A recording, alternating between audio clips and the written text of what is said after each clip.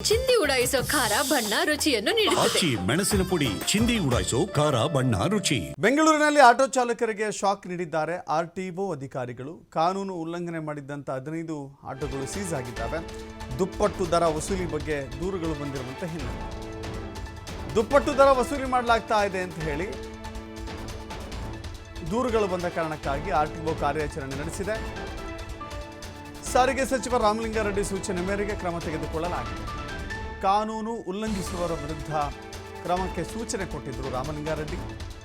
ಹೆಚ್ಚು ವಸೂಲಿ ಮಾಡಲಾಗ್ತಾ ಇದೆ, ಅಂಥವರನ್ನ ಪರ್ಮಿಟ್ ರದ್ದು ಮಾಡಿ ಅಂತ ಹೇಳಿ ಸಚಿವರು ಸೂಚನೆ ಕೊಟ್ಟಿದ್ರಂತೆ. ಇತ್ತೀಚೆಗೆ ಏನಾಗಿದೆ, ಬೈಕ್ ಟ್ಯಾಕ್ಸಿ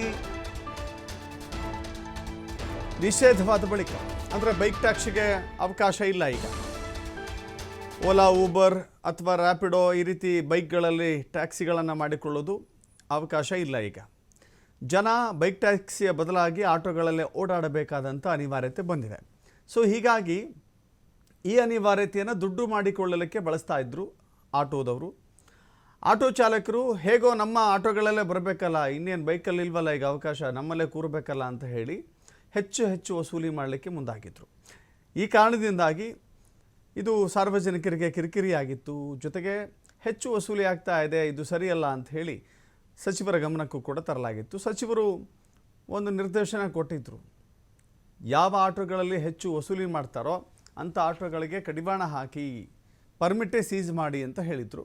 ಇದೀಗ ಆರ್ಟಿಒ ಅಧಿಕಾರಿಗಳು ಶಾಕ್ ಕೊಟ್ಟಿದ್ದಾರೆ. ಆಟೋ ಚಾಲಕರಿಗೆ 15 ಆಟೋಗಳು ಸೀಸ್ ಮಾಡಿದ್ದಾರೆ. ಬೆಂಗಳೂರಲ್ಲಿರುವಂಥ ಆಟೋಗಳ ಪೈಕಿ 15 ಬಹಳ ಕಮ್ಮಿ ಆಯಿತು ನನ್ನ ಪ್ರಕಾರ. ಯಾಕಂತ ಹೇಳಿದ್ರೆ ನೀವು ನೋಡಿ, ಬಹುತೇಕರು ಮೀಟರ್ ಇದ್ದರೂ ಕೂಡ ಮೀಟರ್ ಹಾಕೋದಿಲ್ಲ. ಮೀಟರ್ ಹಾಕಿದ್ರು ಮೀಟರ್ ಮೇಲೆ ಎಕ್ಸ್ಟ್ರಾ ದುಡ್ಡು ಕೇಳ್ತಾರೆ. ಹತ್ತಿರ ಇದ್ದರೂ ಕೂಡ ಅಷ್ಟು ಕೊಡಿ ಇಷ್ಟು ಕೊಡಿ ಅಂತ ಕೇಳ್ತಾರೆ. ಇಲ್ಲವಾದರೆ ಕೊಡೋದಿಲ್ಲ ಅಂತ ಹೇಳಿದ್ರೆ ಕೆಲವಷ್ಟು ನಾನೆಲ್ಲ ಆಟೋ ಚಾಲಕರು ಅಂತ ಹೇಳಲ್ಲ, ಕೆಲವಷ್ಟು ಆಟೋ ಚಾಲಕರು ಪ್ರಯಾಣಿಕರ ಜೊತೆ ಅಸಭ್ಯವಾಗಿ ವರ್ತನೆ ಮಾಡ್ತಾರೆ, ಕೆಟ್ಟ ಕೊಳಕ ಭಾಷೆಯನ್ನು ನಿಂದಿಸ್ತಾರೆ. ಸೊ ಅದು ಅನಿವಾರ್ಯ ಅನ್ನಂಗೆ ಆಗ್ಬಿಟ್ಟಿದೆ. ಆಟೋನವರಿಗೆ ಸಿಕ್ಕಿದ್ದ ಅವಕಾಶ ವಸೂಲಿ ಮಾಡ್ಕೊಂಬಿಡೋಣ ಅಂತ ಮುಂದಾಗಿದ್ದಾರೆ. ಬಟ್ ಆರ್ ಟಿ ಒ ಅಧಿಕಾರಿಗಳು ಎಚ್ಚೆತ್ಕೊಂಡಿದ್ದಾರೆ. ಬರೀ 15 ಆಟೋಗಳು ತುಂಬ ಕಮ್ಮಿ ಆಯ್ತೇನೋ ಅಂತ ಅನಿಸುತ್ತೆ. ಇದು ಒಂದು ಎಚ್ಚರಿಕೆ, ಒಂದು ವಾರ್ನಿಂಗ್. ಇದು ವಾರ್ನಿಂಗ್ ಕೊಡುವ ಕಾರಣಕ್ಕಾಗಿ ಮುಂಬರುವ ದಿನಗಳಲ್ಲಿ ಹೆಚ್ಚು ಮಾಡಬೇಕಿದ್ದನ್ನು. ಮತ್ತಷ್ಟು ಮಾಹಿತಿ ನಮ್ಮ ಪ್ರತಿನಿಧಿ ಗಣೇಶ್ ನೀಡ್ತಾರೆ. ಗಣೇಶ್, ಕೇವಲ 15 ಆಟೋಗಳು ಅಂತ ಹೇಳಿದ್ರೆ ಬೆಂಗಳೂರಲ್ಲಿ ಎಷ್ಟೋ ಆಟೋಗಳಿದ್ದಾವೆ.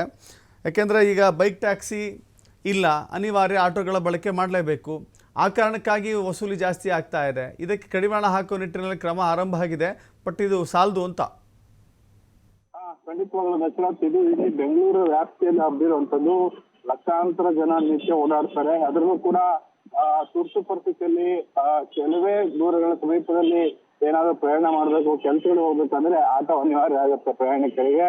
ಸೊ ಅದನ್ನೇ ಒಂದು ರೀತಿಯಲ್ಲಿ ಮಿಸ್ಯೂಸ್ ಮಾಡ್ಕೊಳ್ಳುವಂತ ಪ್ರವೃತ್ತಿ ಇತ್ತೀಚೆಗೆ ಆಟೋದವರಿಂದ ಆಗ್ತಾ ಇತ್ತು. ಹಾಗಾಗಿ ಇವತ್ತು ಸಾರಿಗೆ ಸಚಿವ ರಾಮಲಿಂಗಾರೆಡ್ಡಿ ಅವರ ಸೂಚನೆ ಮೇರೆಗೆ ಆರ್ಟಿಒ ಕಮಿಷನರ್ ಅವರ ಖಡಕ್ ವಾರ್ನಿಂಗ್ ಹಿನ್ನೆಲೆಯಲ್ಲಿ ಇವತ್ತು ಆರ್ಟಿಒ ಅಧಿಕಾರಿಗಳು ಫೀಲ್ಡ್ಗೆ ಇಳಿದಿರುವಂತದ್ದು. ಮುಖ್ಯವಾಗಿ ಬೆಂಗಳೂರಿನ Jayanagar, south end circle, Malleshwaram, Majestic, Lulu mall ಎಲ್ಲಿ ಜನರು ಬರ್ತಾರೆ ಅದರ ಮೆಟ್ರೋದಿಂದ ಒಂದು ಹತ್ತಿರ ಸ್ಥಳಗಳಿಗೆ ಯಾರು ಹೋಗ್ತಾರೆ ಆ ಸಂದರ್ಭದಲ್ಲಿ ಕೇವಲ 2 ಕಿಲೋಮೀಟರ್ಗೆ 170 ರೂಪಾಯಿ, 200 ರೂಪಾಯಿ ಕೇಳುವಂತದ್ದು.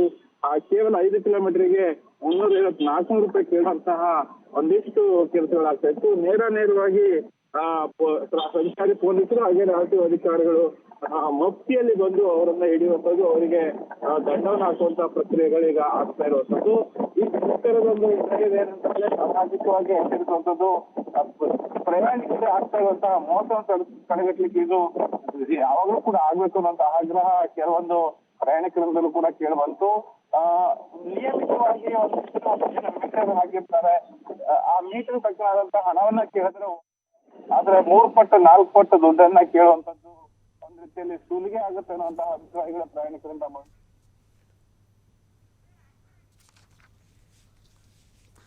ಎಸ್, ಥ್ಯಾಂಕ್ ಯು ಗಣೇಶ್ ನಿಮ್ಮೆಲ್ಲ ಮಾಹಿತಿಗೆ.